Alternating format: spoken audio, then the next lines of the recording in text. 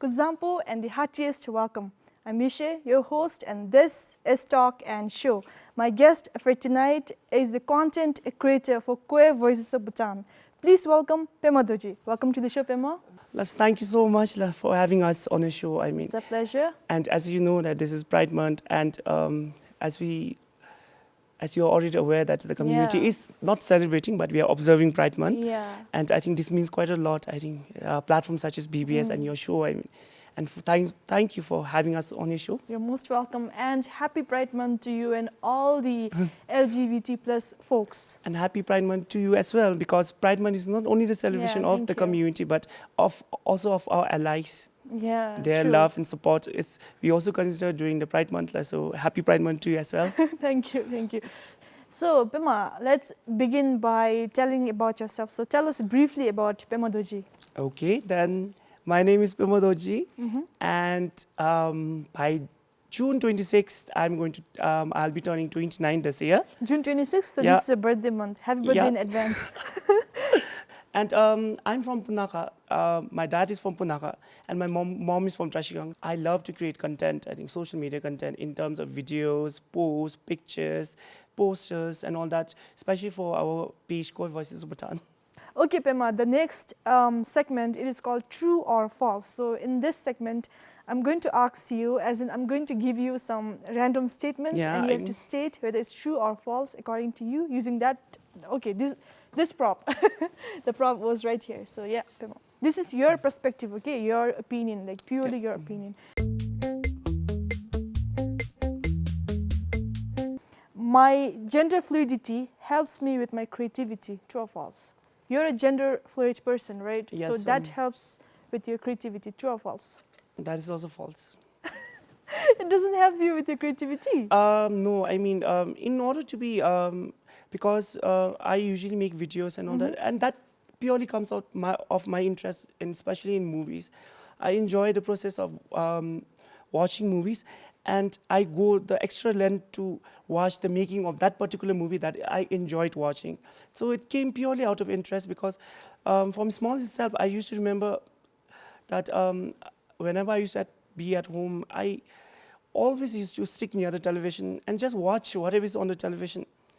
And I think that has somehow fueled my creative instinct or imagination of storytelling. I choose having a cozy night at home over a dinner out. That's true. True? Okay. You already explained, right? Yeah. For me, socializing, I mean, socializing can be a little bit, what is the word? Can be really tiring. Overwhelming? Not overwhelming to be exactly, but it's very tiring for me. First of all, I'm very reserved about new people in my life. I mean, I can not easily trust them.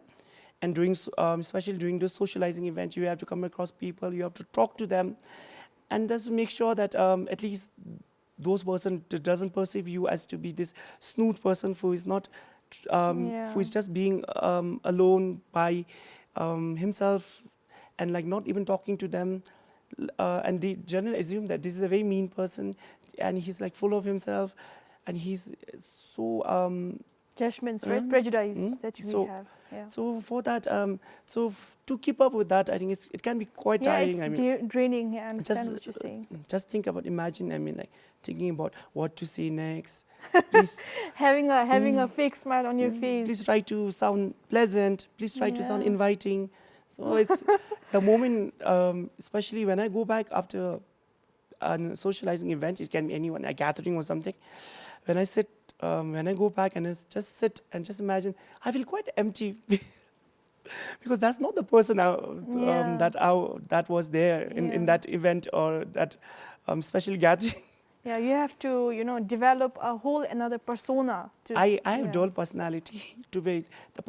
One personality is something that's only exclusively available to me. You have alter ego? No, it's like dual personality. Maybe it can be alter ego as well, I think, like you said. I feel like it's alter ego. That's awesome. Tell me about it. I'm intrigued. When I go out, especially for the community work, I mean, it also requires lots of socializing and all that. I try to make sure that I am this approachable, friendly, a very open person that can talk and try to communicate my message across. So where that perception comes, this notion comes that this person must be surrounded with friends, must Extrovert. be enjoying, Yeah. must be enjoying the company. I think like, Yeah. and there's another personality. When I reach home, I completely switch down. I mean, and I try to see whatever the new movie that I've got, and I try to just go through it, and just put it on and just watch it, and not speak for another 3 or 4 hours. I mean, just be engulfed into it. Then afterwards, I would maybe listen to music or something. If I am in mood, I might write something. Those mood really comes by writing mood. But I do write occasionally. I'm a very bad writer though, but I try to write. And there are times I just want to just sit there and not do anything. Zone out, right? Just not do anything. Be in your bubble. Not to think about anything. Just maybe daydream a little bit about certain situation and all that. So these are two personalities that have developed over the time. I think you're very professional, right? Although you're very introvert and likes to keep everything to yourself, when you have to, you try to bring another person out, right? Yeah, like approachable, friendly, and very, yes, vocal person. So I think that's very professional. Okay. We have to. I mean, we are representing a community, and we cannot let down the community. Yeah, exactly. That's very professional of you. Okay, so I came to know Pema a lot through this statement. Okay, the next segment, it is called Moral of the Story. So in this segment, I would like to know 2 wisdoms that you have gained in 29 years of your life. Is that 29, right? Soon 29. Okay, let's say 28. Yes, that's correct. Technically correct, right? Okay, so I'd like to know 2 wisdoms that you have gained in 28 years of your life. Impart your wisdoms.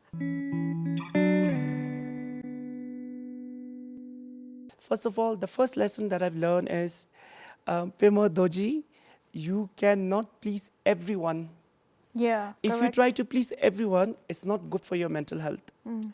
And I have tried to please everyone, I mean, because since from the beginning only, I had a very small friend circle. So when the moment I stepped into the community, I mean, suddenly those circles got big, and I was really confused about who are my friends, who are my work colleagues, who should I be in good, who should be I good to, who should be, what should I do to make that person happy, what should I not do to make that person mad, or like think bad about me. So during that phase, I had a mental breakdown. And I remember just that my partner was right beside me, and he had seen me to my worst time. I mean, I couldn't even sleep at all. I mean, like, I was literally scratching. I felt as there was something. There was anxiety, I suppose. Yes, I think something tiny crawling on my body, and I could literally feel I have to get rid of it somehow. So I went to the extreme that I was starting to hurt myself. I could see all the wounds that I did with scratching. I used to take bath. I used to take regularly. I think almost up to every half an hour I used to take bath, because I used to feel quite dirty. I felt like something is dirty on my body. Maybe it's making that. So I had that kind of bad breakdown. So that moment I learned that, Pema, in order for sanity, you shouldn't try to please everyone. I mean, if the person is meant to be in your life, they will always stick around.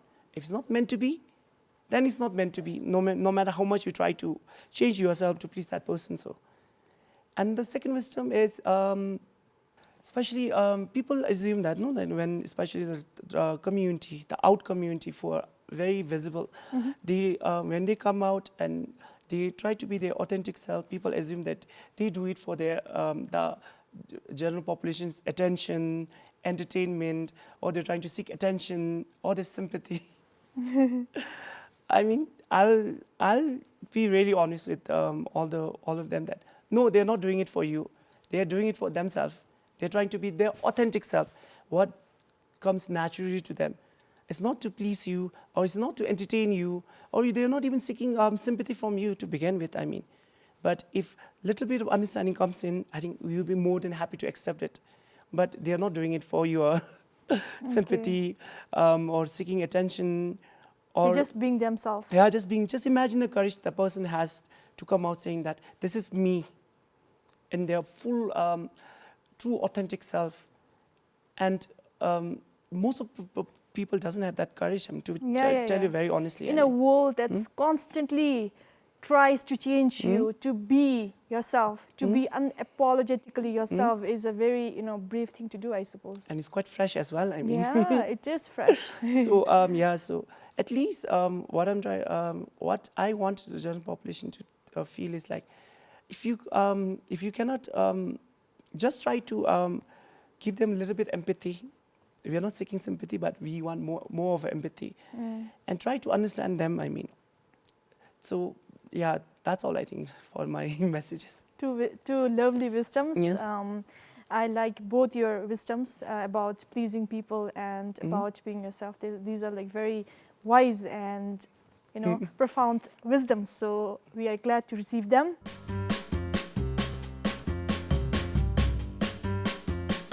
The next segment, it is called Mystery Maze. It's a riddle segment. So I am going to ask you. I'm quite scared. No, you don't have to be. Mr. Blue lives in Blue House. Listen to this carefully. Mr. Blue lives in Blue House. Mr. Brown lives in Brown House. Mr. Pink lives in Pink House. Now, who lives in the White House? The president. I knew you would get it correct. That's president, right? Yes. Correct. Number 2. If you drop me, I am sure to crack. But you give me a smile, I'll smile back at you. If you drop me, I'm sure to crack. But if you give me a smile, I'll smile back at you. So if you drop me, I'm sure to crack. it will crack. So if I smile back, it'll give me a smile. Yeah, you smile at it, it will smile at you. That's the key word. It's a it, not a person. I don't know anything that smiles back at you. Are you sure? Okay, here's a clue. You see it every day. Mirror. I told you, you're imaginative. Yeah, it's mirror, right? The next segment, it is called Insights for Impact.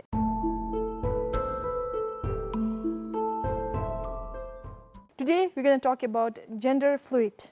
Pema, you are gender fluid and Yes. you prefer he, she, they, them as your pronouns, right? Yes. So, yeah.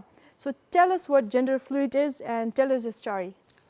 In terms of my gender identity, as you mentioned, is gender fluid. Yeah. So I'll not give you that the textbook definition of what gender please fluidity don't. means, because at the end of the day, my gender identity has something to do with me. I mean, like, and it's exactly. much more personal than the textbook definition of it. So in terms of my gender fluidity, I like my pronouns, like you said, that my pronouns is he, him, she, her, they, them. So I like this pronoun because I really don't like to box myself in a certain gender. What I feel is like my gender, it's as fluent and as diverse as the individual that I am. And in terms of, I do feel that the masculine energy, and I also have that very feminine energy. And when this combines, and the combination of these energies is Fu Pema Dorji Isla. So there are certain times that I don't even identify with both the gender that I've just gender expression or the gender I've just mentioned. So I don't usually like to box myself. And if you come and say that, if you come and refer to me as him, I'll be very happy. If you come and refer to me as he, her, she, I'll also be happy that. Or if you just call me they and them, I also don't mind. I mean, and I remember one of my friend, I think a new friend that I met a few days back, that sometimes I feel like my gender identity is cabbage. I feel like I'm a cabbage. That's cute. So just like that, so just like what he mentioned, that I also like to feel that I am, my gender expression, my gender identity is very diverse, and and it cannot be boxed under it can be just boxed, like you said, to tell my story. So let's go back to the beginning itself. So, but I'll try to keep it short. Okay. Before, when I was born, I mean, and when I was in early, in my single-digit years. Okay. So I used to enjoy playing with my friends, especially girls in the neighbor, and there was no worry in the world, because I never felt that I was any different than them. I mean, I used to play house with them. I used to play rubber, chunki. There was so many games that I used to play, I mean, with them. And the moment I stepped into the education setting, I mean, then I realized that, Pema Dorji, I think you might be different than the majority of your peers, I mean, in the school setting. It's not, it didn't came out to me, I think, like, it suddenly didn't appear in front of me. They made me realize that. So during that time, and I suddenly began to feel ashamed about my femininity that I used to have. So I used to avoid playing those games in schools, the one that I used to enjoy at home, because feminine games. Yes, the game that's usually associated with what girls used to play. Yeah, stereotypical That's feminine very games. stereotypical, I mean. And I used to be very ashamed, and I used to avoid playing that games. But the teasing didn't stop at all. I mean, it kept on going and worse. People started giving me very degrading names because I was this feminine guy. I mean, and they it grew really worse. I mean, to the point that I really started to hate myself. How old were you then? 11ish. Oh God, something. you're so young. And I started to hate that person that I see in the mirror because majority of my friends, I mean, it's not that that feeling of being inferior came to me naturally. I mean, it was something that was instilled in me through the continuous bullying and all that. For just for being a feminine person, I'm a feminine boy. So, yeah, I started to hate myself quite a lot. I used to punish myself when I used to act like a girl. Oh yeah. Yeah, I used to punish myself. What did you do? I used to practice walking like a masculine walk. So when I used to get it wrong, I used to pinch myself, try to remind myself that you're walking wrong. And I used to like... wrong, right? Yes, wrong. I used to internally punish myself quite a lot, saying that, I mean, why you have to do that? I mean, it's really, I mean, you don't have to be feminine. You are a boy. Just be like another boy. So go and play with balls, any kind of ball, football, volleyball. Just play with the ball. And the teasing kept on continuing, I think, till I left the education setting. I mean, the name kept on changing. But that necessarily doesn't mean that I didn't have any kind of support. I used to have really, really, really cool set of girlfriends who used to like defend me like anything. They used to go against person who used to make fun of me or tease me. They used to go saying, "Why are you doing that? It's none of your business. Just let him be." So it's not that like I didn't find any support. I did find support, but the supports were like very few individual. I mean, but though they gave me strength to just move on. And you say that if 2 people supporting you, there was like 10 or 50 people that were like reminding you. I mean, let's give out a few names that they have given me. I mean, first it started with Chaka. That's a name that still sticks with me. I mean, whenever I go to town and when I come across my schoolmates and all that, they always use that name for me. I don't know why, but they even still today? do. Yeah, even today, I think. That's so mean. I think last time when they're adults now. They should not do that. They have their own kids. To tell you very honestly, I mean, and there was this guy. I think one time I was in town, so he came. He was walking with his friends, maybe his work colleague, and I'm very sensitive. I mean, I can observe people like really. I mean, because of constantly being bullied and like just being myself, so I can actually feel people. You start getting really alert, no? Alert, and he just pointed at me, and I don't know what he said. He told his friend, and they laughed. Oh my God! And he just casually come to me and said, "Hi, how are you doing? Long time no see." I said, "Okay, I'm okay," and I just passed through him, and again I heard the laugh, and I know they were making fun of me, saying maybe a person still like girl, grown up or something like that. So it still sticks with you. I mean, it's not going away, but the intensity of it has like drastically reduced because I'm not putting myself into those spaces where I might come across, experience those similar bullying and harassment. So, yeah, and it was very later in my life, after a couple of trying to attempt suicide, constantly hating myself for 13 years. Oh my God, 13 long years. Yes, not feeling very confident about myself. And it was afterwards that when I came out of that education institution setting. When did you leave? I completed my class 12. So after class 12 you left? Yes, so, and I'm again entering back You're going to college again? Yes, When? so this year. Oh, that's really good to hear. So during that time, I mean, especially the technology was catching up in our country. So I got my hand on a mobile phone. So during that time, I realized that whatever I was feeling is right. So it was not a human being that was telling me; it was a gadget that telling me that whatever you're feeling is right, and this is this. Your sexual orientation this, your identity this, and all that. And it was very later. I mean, like, and again, it took me around 5 or 6 years to again be comfortable with my femininity.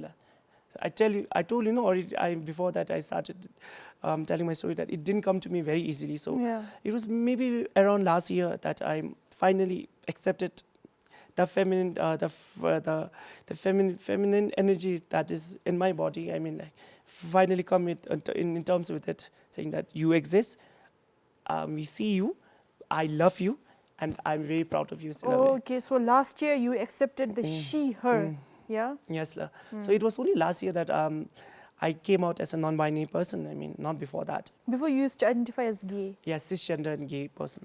Cisgender and gay. Now you are gender fluid, right? Yeah, gender fluid, and I'm in love with a man. I don't want to label my sexuality. Yeah, that's so yes, that's beautiful. So it really came very late in my life. I mean, but I'm really proud of it, and I flaunt. Sometimes I do flaunt it on social media also, where I put on makeup. Maybe that's not flaunting. That's celebrating yourself. Yeah.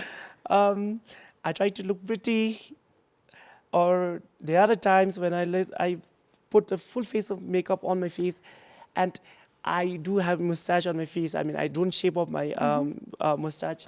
So this is. I've seen that picture, I suppose. Yeah. And that's a combination of the two energies that I have. I mean, the masculinity, the femininity. So it came very late in my life. Yeah, and I think the she, the her in Pema Dorji deserves to come out now. Yes. Yeah, because you have pushed her way too long. You have suppressed her way too long. So it deserves all the energy. It deserves all the attention, positivity, and love. So way to go. Yes, love. Yeah. So right now, I'm the she in me. It's like comes out in a very safe environment. I mean, like, where I know I'm being protected. I'm protected from that. Even my social medias accounts are all private. I mean, I do not let everyone come and follow me on Instagram or be my friends on Facebook. In that way, I'm very private. So, but maybe down the line, when I'm confident enough, I might even flaunt it and just walk past it down without giving heat about anyone who's looking at me. Yeah. But that day will also come soon. It will come. So more power to you till that day comes, right? Yes. Okay. So right now you are working as a content creator for Queer Voice of Bhutan. Yes. Yes, la. With full acceptance of your identity. Yes, la. Okay. Congrats on that. Thank you so much. La. Okay. Do you see any perks of being a gender fluid person? Personally, I think till this morning, I mean, I didn't thought that there was supposed to be or there would be any perk of just being the person that I am. But I stand corrected, and all thanks to you, I think, and you mentioned that during this morning that of course, like, now I come to realize that of course I do have that combination of both the masculine and the femininity energy in me. So in certain situation, I do realize that I have much more empathetic gaze in that situation when I'm supposed to handle such kind of situation. And I also passionately support and lobby for gender equity. I'll not call it equality now. We have to move past beyond equality. Gender equity or any gender-based violence-related issues, or in terms of, and that's why maybe that might be the reason that I'm really close to the trans women community and their issues, and I passionately advocate for their issues to be heard, and maybe that's because of being a gender fluid person. I think maybe I'm able to empathize more. Yeah, and have their perspective, right? Yes. For example, I am straight, so I'm just she, right? But you have like he, she, they, them. So I feel like with all these pronouns, you have like better horizon, better perspective, and better empathy, better creative energy. Yes, I think like you correctly mentioned that. Maybe, I mean, like, yes, I mean. Maybe or yes. Maybe yes. Yes? Okay, be affirmative. Okay, so you have the perks, right? Yeah, Like you, like and you thank said. you for making me realize that. You're most welcome. I'm glad I did. Yes. Okay, Pema. Okay, Pema, the next segment, it is called Fun Facts. So I would like to know 2 fun facts about Pema Dorji. First of all, I mean, I like to tell this to everyone that I know I'm very chatty, and I give this extrovert energy to a people um, whenever I'm in a situation where I have to socialize for work. So that necessarily doesn't mean that I am an extrovert person. So, and when I don't exhibit the same behavior in my personal life, they think that I'm a very mean person. I mean, Moody. maybe moody. I hate people. Or maybe I'm very difficult to deal with. So they always tell me that. I always get this feedback from so many other people, so many people, the same kind of feedback.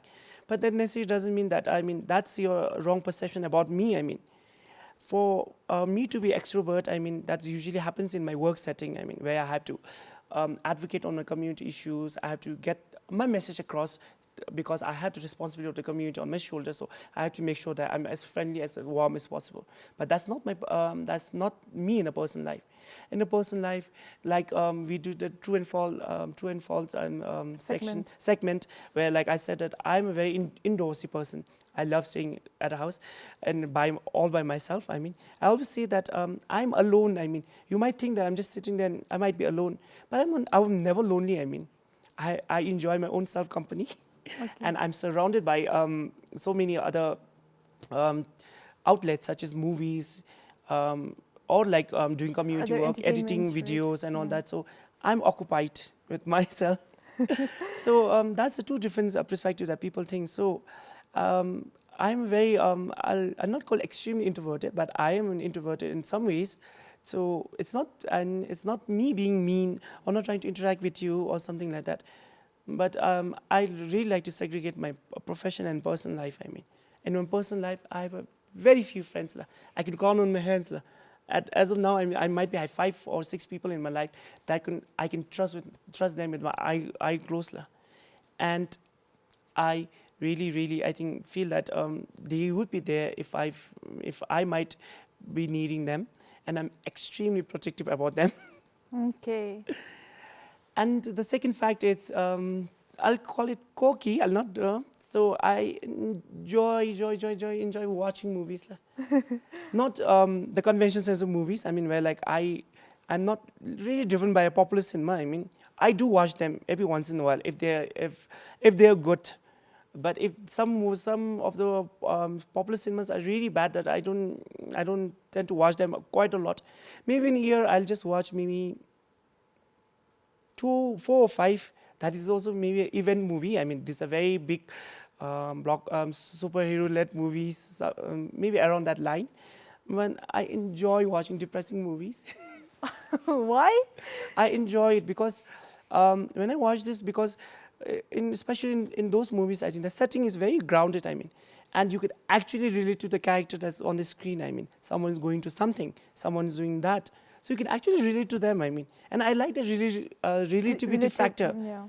Because there are some movies I cannot relate, I mean, like, they are, at one moment, I mean, they are like somewhere in the street, and next moment they're on top of a mountain dancing. How can I relate to that? I cannot relate to that.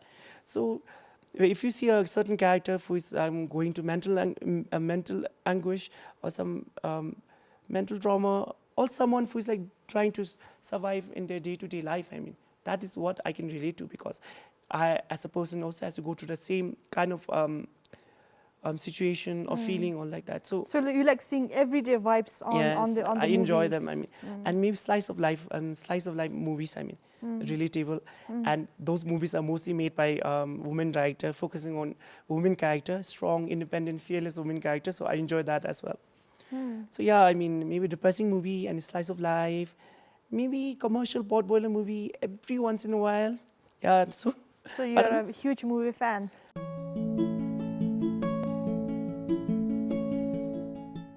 My message to the viewers would be, especially we already mentioned during our chat that I briefly mentioned about mental health. So we've, especially in our country, mental health is not taken as seriously as it should be.